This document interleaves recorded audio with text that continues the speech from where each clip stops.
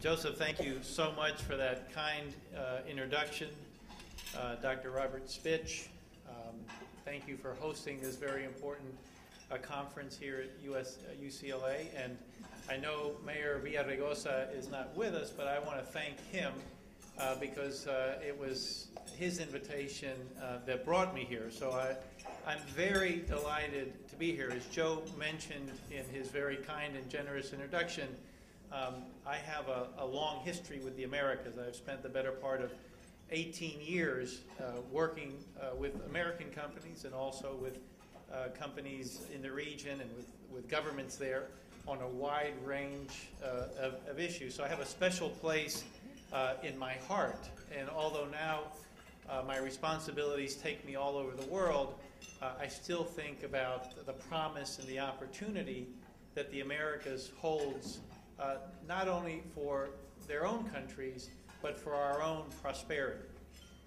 When a part of the world represents 42% of our exports to the world, which is the Western Hemisphere represents about 42% of our exports to the world, we have to pay attention.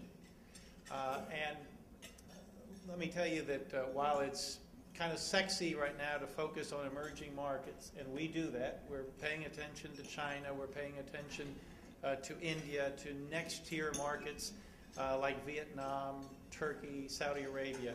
We have got to focus on those markets that have been very important to us in the past, continue to be now, and will be going forward. Let me tell you someone else that understands this, the importance of strengthening our commercial ties and improving our trade relations, not only with this hemisphere, but with the world, and that's President Obama. It was a little over a year ago that he announced his National Export Initiative. And I'll tell you a couple of reasons why. Number one, 95% of the world's consumers live outside the United States. And according to the IMF, 87% of the world's economic growth in the next 5 years will happen outside the United States.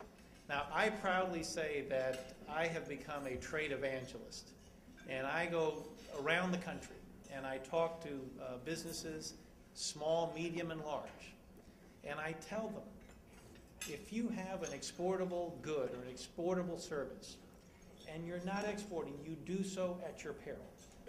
We now have to look at our market as a global marketplace. It's no longer sufficient to just look within Los Angeles, within California, or within the United States. We have to think globally. And we have our job cut out to make that case. Only 1% of American companies export. 1%.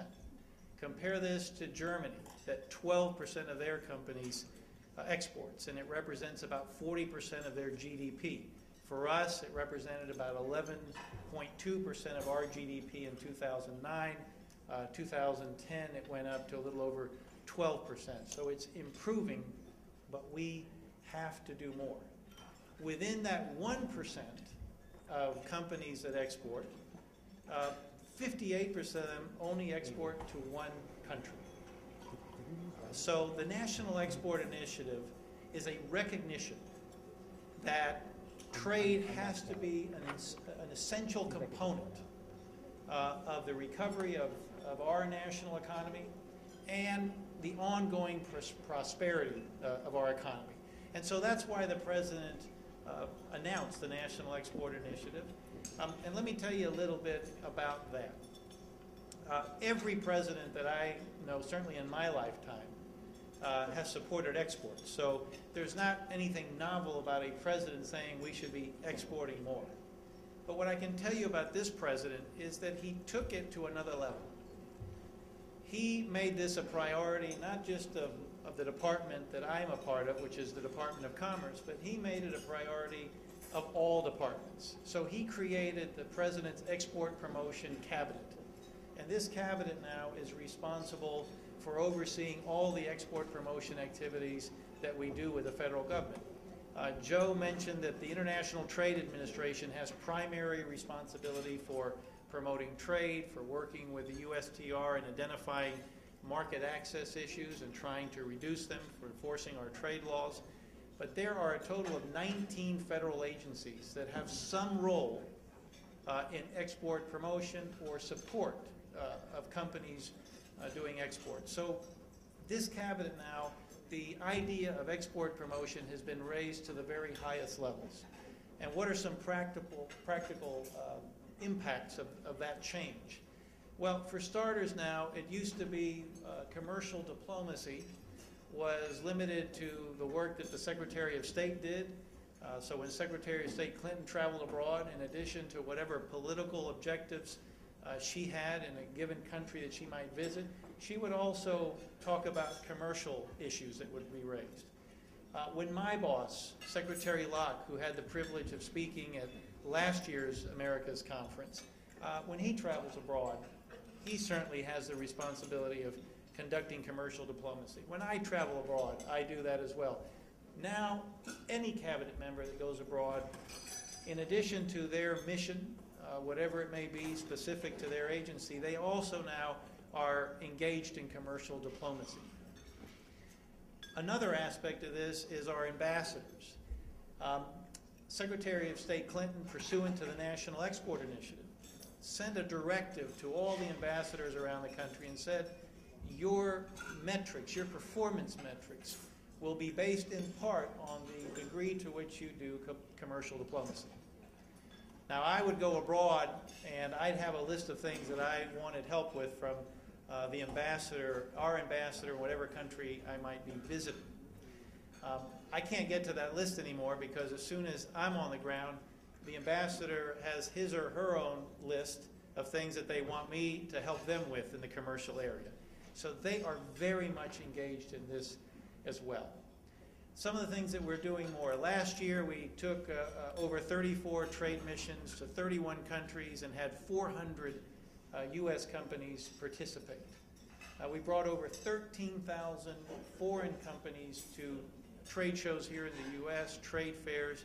These were companies that had shown an interest and a willingness to buy American goods and services. We assisted American companies, over 5,000 of them, in export successes. And it's paid off. In the first year of this NEI, and I say the first year because the President has set a goal of doubling exports in the next 5 years. And if we achieve that, we will be supporting a minimum of 2 million jobs and 2 million high-paying jobs. Export-related jobs tend to pay between 15 and 18% more than the national average. In 2010, exports of American goods were up 17% over 2009. And to give you some context, according to The Economist, we need to be growing our exports at about 14.5% a year in order to achieve the President's goals. So we got off to a good start in year one by having an increase of 17%. Now, as I mentioned earlier, we're certainly focused on the emerging markets, but we cannot neglect this hemisphere. And so I'm very happy to tell you that this week we are launching the Border Export Strategy, which is taking all of the efforts that we're doing within the Department of Commerce, within the International Trade Administration, and combining that with local communities, particularly local border communities, to take full advantage of the opportunities that we have with our neighbor to the south, Mexico, as well as our neighbor to the north, Canada. I was in San Diego yesterday where we met with the local international trade community, and we talked about this new initiative, and in particular we focused on a program called the Border Leaders Program. And it's a program intended to help companies that have perhaps never exported before, or they're exporting in a very limited way. This is to get that number from 1% to 2 or 3 or 4%, I hope, in terms of number of American companies that are exporting, and get that number of companies that are only in one market and get them to look at a second or a third market. It's a best practice that we identified in San Antonio, and they go through a screening process and identify 10 companies that go through a 4-month training program, if you will, on exporting. And it culminates on 2 trade missions, one to Mexico and one to a country in Europe. Last year they went to Spain, and this year they'll be going to the United Kingdom. So we took that best practice that has been working very well in San Antonio now for about 10 years and shared it with the San Diego community. And I hope that we can see more of that kind of activity as we go forward with this new border export strategy. One of the linchpins of the NEI will be not just to come from on high, but to work with communities like yours. And the Los Angeles community, I don't need to tell anybody here how important you are to the export success of the United States. This is a terrific exporting community. But our idea through this border export strategy is to work with you and figure out how together we can do a better job of increasing our trade in this hemisphere, and particularly to Canada and Mexico. I want to touch on a few other things, because export promotion is very, very important, but so is market access. And while this particular point that I'm going to make is not focused on the Americas, I want to mention it. We have 3 pending trade agreements. One of them is to Korea, and the other 2 is to Panama and Colombia. Let me touch briefly on Korea. The President directed his negotiation team from USTR to work with our partners in Korea to get through the remaining issues so we could bring that agreement to Congress. I'm happy to say that the team did that in November and December, and the President will be submitting that agreement for ratification by the Congress in the very near future. And let me just share with you what that means. It'll mean, by most studies, about $11 billion in American exports. Much of it, I believe, will come through Los Angeles, and I suspect a lot of products will come from California. That will support about 70,000 jobs, 70,000 high-paying jobs. So I'm very excited that we've been able to move forward on that, because in addition to export promotion, we've got to be lowering barriers, both tariff and non-tariff barriers. Now, the 2 remaining agreements that do touch on this conference are Panama and Colombia. Both of those are vital to increasing our trade and our commercial relationships. Panama, our team has been working very, very closely with Panama on a couple of issues that still remain. Much have been resolved, and I am confident that we can get the Panama agreement to Congress in the very near future. Once we do that, it'll enhance an already very, very strong commercial relationship. It will allow us to take advantage of opportunities that will come from the expansion of the Panama Canal. Colombia is a little more challenging, but I also am optimistic there. Our ambassador, our trade ambassador, Ron Kirk, testified before the House Ways and Means Committee about 2 weeks ago. And he talked about all 3 of these agreements. And within days of that testimony, the President directed him to send a team of folks to Colombia to begin to work out the issues that remain with regard to the Colombia trade agreement. They tend to focus around labor.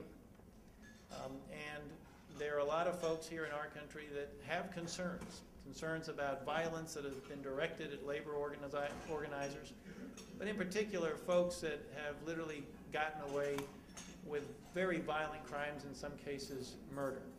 I think recognition has to be given to the Colombian government, both the past and the current administration, for making great improvements both in reducing crime and also bringing people to justice that had committed acts of violence. And they're prepared to do more so that we can get this agreement to our Congress and get it ratified.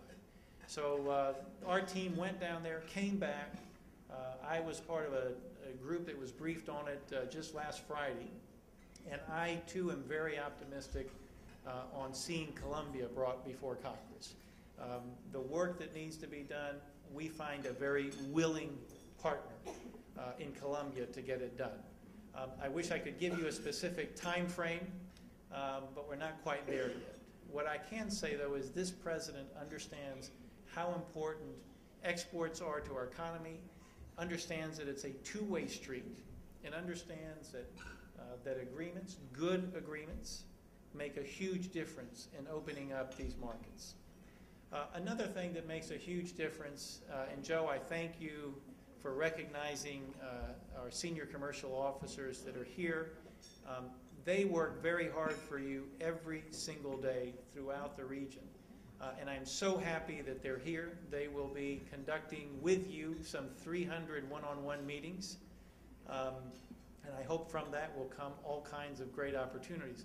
I also want to recognize the folks that are here from our domestic network, particularly those that are from Los Angeles and the California region, as well as some of our team that's here from Washington.